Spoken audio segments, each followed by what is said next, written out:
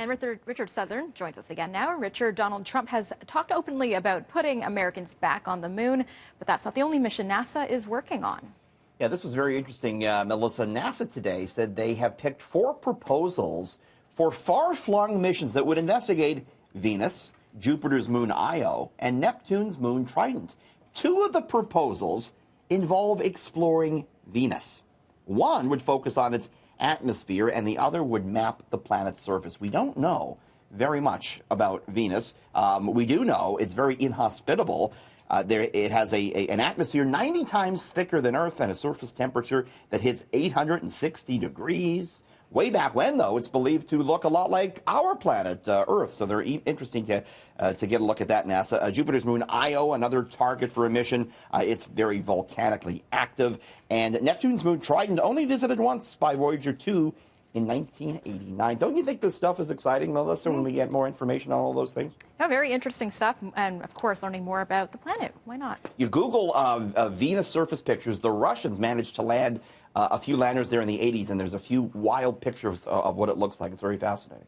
Very interesting. And a pair of teens are under fire for a recent prank at New York's subway system.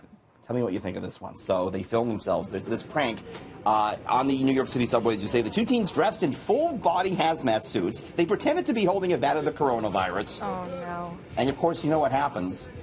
They're making conversation. People are not happy with what they're looking at. They're saying, hey, what's going on here? They're opening it up. Oh, no. Can you imagine if this was on the TTC?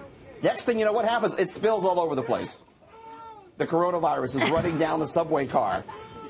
And people were panicking, and they were saying, listen, it's a prank. It's a prank. Don't worry about it. The Manhattan Transit Authority, as you may suspect, weren't laughing. They said that's a very serious matter. The police are looking into it.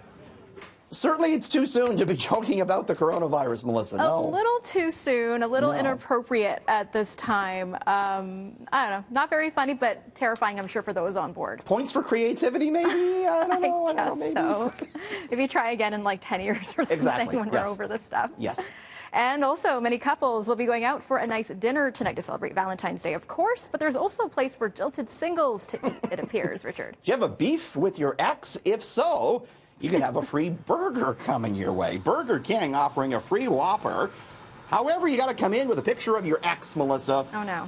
They'll trade it for a burger.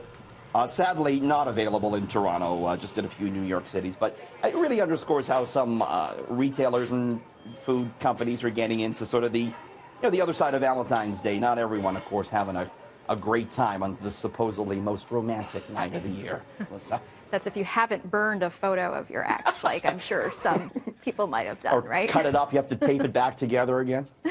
Yeah, just to get that burger, right? Anything for a Whopper. Well, thanks so much, Richard. Have a great weekend. See you Monday.